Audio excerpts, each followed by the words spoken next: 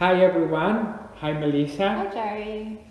Well, we are now in clip 6. This is a bonus clip, isn't it? Bonus clip, yeah. Yeah, and in this bonus clip, Melissa is going to share some great tips to us about how to deal with isolation, how can we relax and deal with anxiety in these difficult times. Yeah, these are very unusual circumstances, so there's just some things that we need to do to help ourselves through this quite unusual time, but in any sort of change, there's always an opportunity there as well. So I'm going to just talk about some things that we can do to help ourselves, but also to seize that little window of opportunity that we have in these quite unprecedented times that we're living in.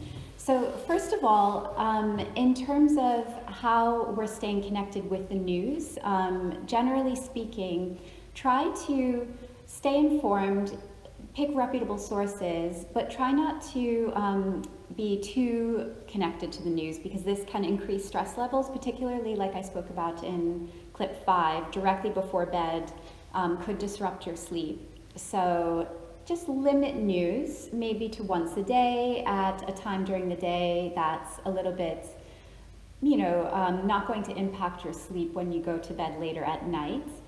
And to use this opportunity as well to stay connected to people, to pick up the phone, maybe to schedule Skype dinner sort of outings with your friends, or visiting with family living wherever, on video conferencing. That's a great way to stay connected. It's the time of the Zoom parties and exactly, the Skype Zoom parties. parties. Yeah, we have to use this technology to our benefit, Yes. and actually it's quite fun and unusual, and enjoy it, because it's not something maybe we will be doing otherwise, and it just presents a slightly different way of connecting.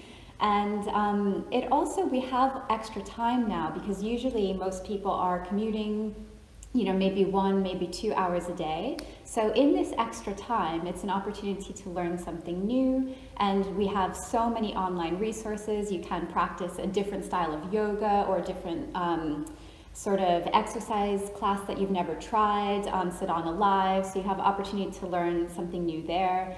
You can maybe learn a language, download an app, or read a book that you've been needing to read and just haven't had a chance.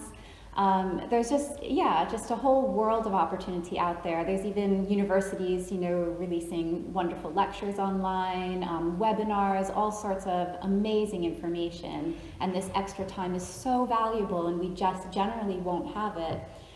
So might as well utilize it as much as possible. In terms of productivity working from home, there's something called Eat the Frog. Have you heard of Eat the Frog? It's a quote, apparently Mark Twain said, if the first thing you do when you get up in the morning is eat a frog, then you know that the rest of your day can't get any worse. Yeah, it's a very good book.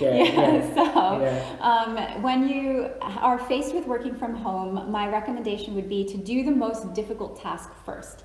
Get it over with, get it out of the way, and this will help a bit with priorities throughout the day, so you feel like very positive because you've really achieved something first thing in the morning when you have that yang rising energy in the body. So that would be my tip in terms of working from home. And and make sure that you stay connected with exercise. And obviously we have Sadhana Live here, so that's an amazing tool that we all have to keep our bodies moving. It's super important to do that. Yeah.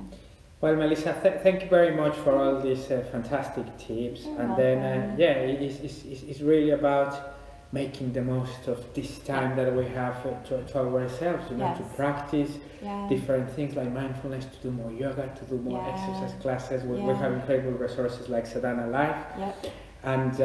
And any other resources, as you say, like universities, and like there is some other courses, and it's just making the most of that time that we normally we don't have. Yeah. Melissa, it's been fantastic. Thank you. Having you. Thank you.